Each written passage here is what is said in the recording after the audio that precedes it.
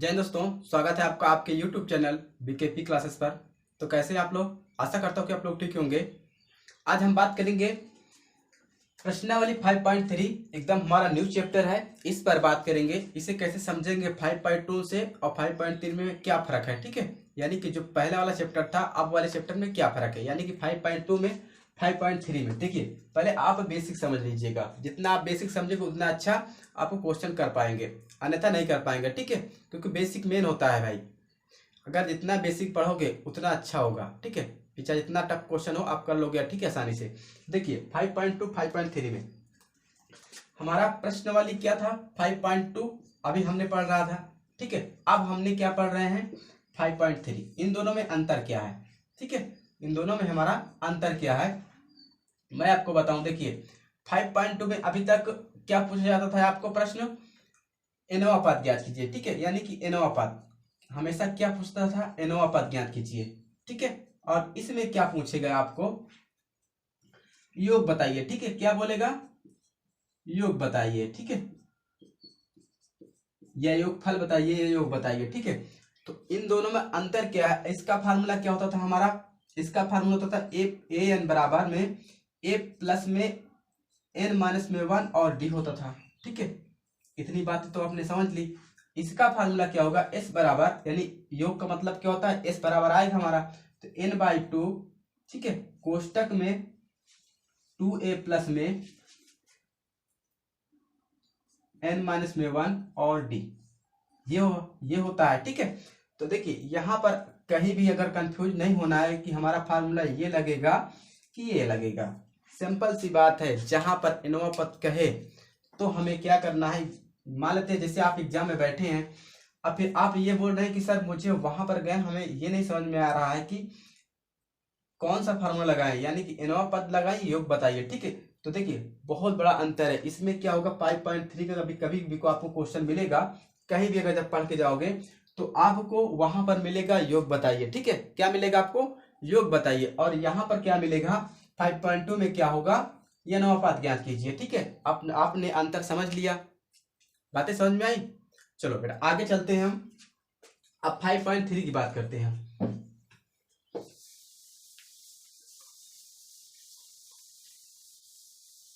देखिए 5.3 हमारा, इसमें एक प्रश्न मैं उठाता हूं तब आगे चलता हूं। पहला प्रश्न,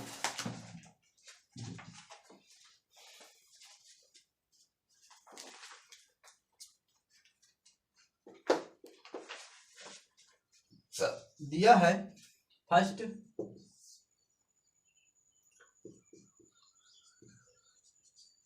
निम्नलिखित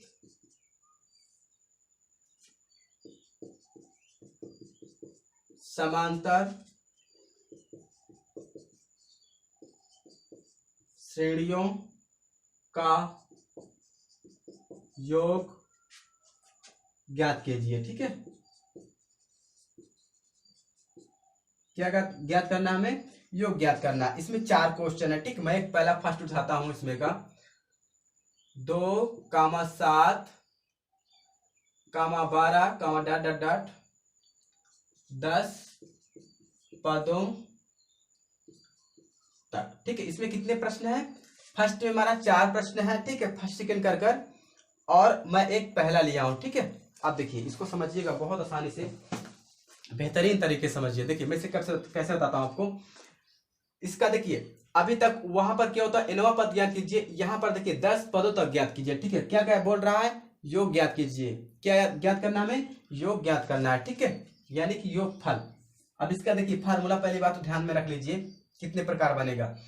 एस बराबर हमारा n/2, ठीक है, कोष्टक में 2a प्लस में n माइनस में 1 और d कोष्टक बंद, ठीक है। अब इसे हम कितने तरीके से लिख सकते हैं, देखिए एक इसका और तरीका हम लिख सकते हैं, s बराबर में इसे हम लिख सकते हैं n/2 और फिर लिख सकते हैं a प्लस में a, ठीक है, और प्लस में n माइनस में 1 और d।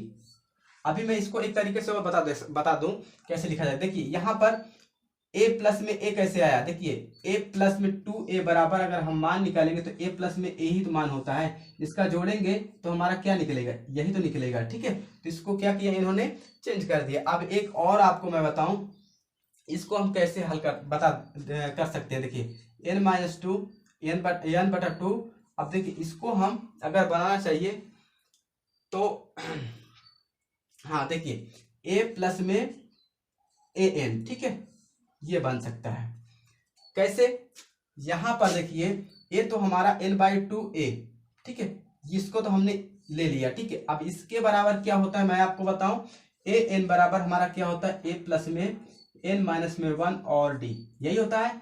तो देखिए इसके स्थान पर क्या हम इसे नहीं लिख सकते हैं, लिख सकते हैं an। ठीक है, तो हमारा 3 मतलब फार्मूला बन रहा है। ठीक है, तो आप जिससे मन हो उससे करिए। ठीक है, चाहे पहले से करिए, चाहे सेकंड से करिए, चाहे थर्ड से करिए। ठीक है, जो आपको पसंद हो उसमें आप नोट कर सकते हैं। चलो अब बात करते हैं प्रश्न की। चलो देखिए प्रश्न हमारा,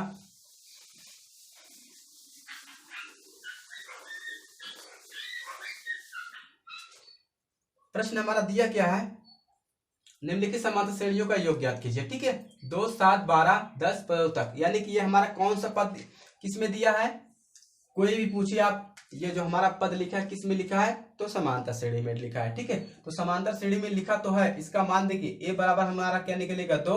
अब d कैसे निकालते हैं आपको मालूम होगा, d बराबर हम 7 में से यानी सेकंड वाले में से घटाएंगे, किसको, 2 को घटाएंगे, तो 7 में से 2 जाएगा, कितना बचेगा 5।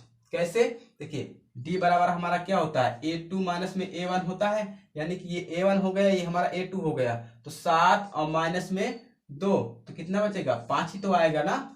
ठीक है, अब n बराबर हमारा कितना 10, यानी कि कितने पद तो कह रहा है, तो 10 पद तो कह रहा है। ठीक है, तो फार्मूला हमारा क्या होगा, s बराबर, ये पता मालूम चला या कहां से निकला है। ठीक है, सेकेंड वाले में से घटाना हमको किसमें, फर्स्ट वाले को, तो हमारा आसानी से निकल आता है डी। ठीक है, तब बगैर डी के हम आगे बढ़ नहीं सकते हैं। तो इस बराबर हमारा फार्मूला क्या होता है, n/2। ठीक है, तो 2a प्लस में n-1 और d कोष्टक बंद। ठीक है, चाहे आप इस 3 फार्मूले बताओ, जिसमें से आपको अच्छा करें उसमें से कर सकते हैं। तो s बराबर हमारा n/2 यानी कि 10/2। ठीक है, 2 तो रहने ऑलरेडी, a का कितना, a बराबर हमारा 2 यानी कि गुणे। ठीक है, अब n कितना दिया 10 और माइनस में 1। ठीक है, d कितना दिया 5, तो गुणे में हम क्या कर देंगे 5। ठीक है, क्योंकि कोष्टक हटेगा तो हमारा गुणे में आ जाएगा। ठीक है, अब यहाँ देखिए 2 से काट देंगे, 2 पंचे 10, तो s बराबर हमारा 5। ठीक है, अब यहाँ पर क्या हो जाएगा, 2 दूना 4 प्लस में इसमें से 1 घट जाएगा, तो कितना बचेगा हमारा, 10 में से 1 जाएगा 9 गुणे में 5। ठीक है, तो s बराबर हमारा 5 प्लस में, अब देखिए यहाँ पर गुणा करेंगे, 9 पचे 45, यहाँ पर देखिए। ठीक है, 9 पचा 45, s बराबर में 5, अब जोड़ देंगे कितना हो जाएगा 50। ठीक है, तो s बराबर में 5 गुणे 50, गुणा करेंगे। ठीक है, कहीं गड़बड़ हो रहा है क्या, 45, देखिए यहाँ पर 45, 50 नहीं आएगा, देखिए 50, 45 4 49 होगा। ठीक है, 50 नहीं होगा, यहाँ पर कितना हो जाएगा 49। देखिए 45 4 कितना जोड़ेंगे तो 49 ही आएगा ना, तो 5 गुणे 49, वहां पर गलती हो गई थी हमसे, इसके लिए सॉरी। ठीक है, अब इसको गुणा करेंगे, 45 की 5 हासिल आए 4। ठीक है, 5 चौक को 20, 20 4, यहाँ पर कर लीजिए गड़बड़ हो जाएगा। ठीक है, देखिए 45 की 5 हासिल आए 4, 5 चौक को 20, 20 4 24। ठीक है, ये क्या होगा हमारा आंसर माना जाएगा। ठीक है, ये हमारा आंसर आ गया। चलो इसे नोट करिए, नेक्स्ट प्रश्न हम बात करते हैं।